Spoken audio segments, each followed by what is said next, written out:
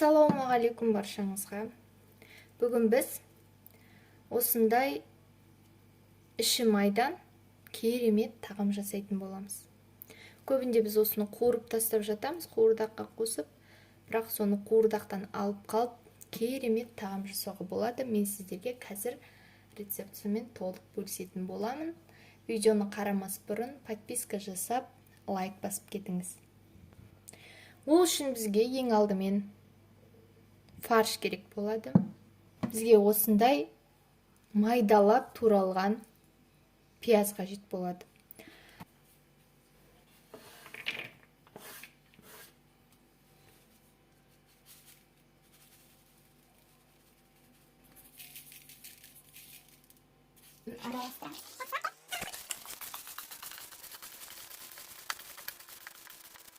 Алып, шимай алып, осылай жақсылап тұрып жайып аламыз.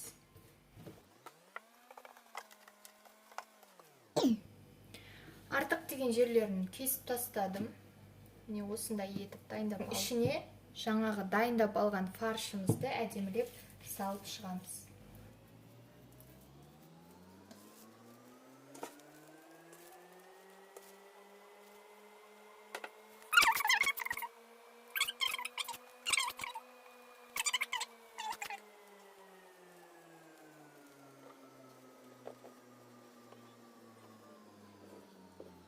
Барлығын осылай дайындап аламыз.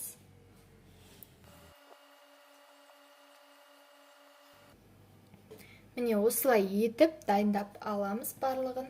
Менің фаршым мен іші майым жеткен осы болды. Сіздерде көп болса, көбірек етіп жасай беруіңізге болады. Енді осы тағамды ары қарай қалай дайындау керек екенін көрсетемін. Осылай холодильникке салып сақтауыңызға да болады. Тамаққа кейінірек қосуыңызға да болады, немесе дәл осы күйінде осы уақытта жасап тастауыңызға болады. Протеинімізді алып, ішіне май, ештеңе жақпаймыз. Дайындап алған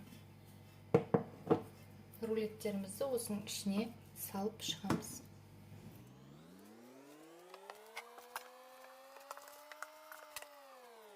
Енді осы рулеттерді пешке салып 180 градуста жарты сағатқа пісіріп аламыз.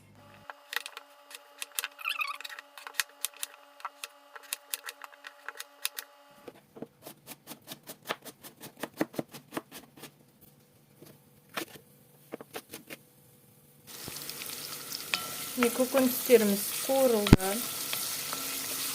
Енді осының бетіне картофелімізді салып шығамыз.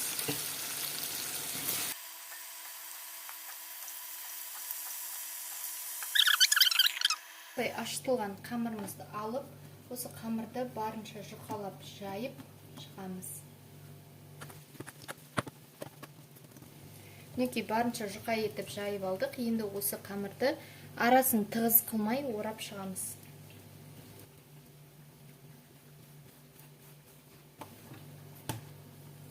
Неке осындай рулетек қылып орап алдық.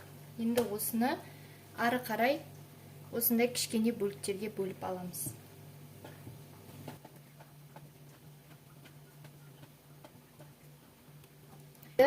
Жаңағы қуырған, бұқтырылған картошкамыздың бетіне салып шығамыз. Міне осындай етіп салып шықтық. Енді осы салған тамағымыздың бетін жақсылап тұрып жауып қоямыз. Ауа кірмейтіндей етіп, жақсылап тұрып 15 минут пісіріп аламыз.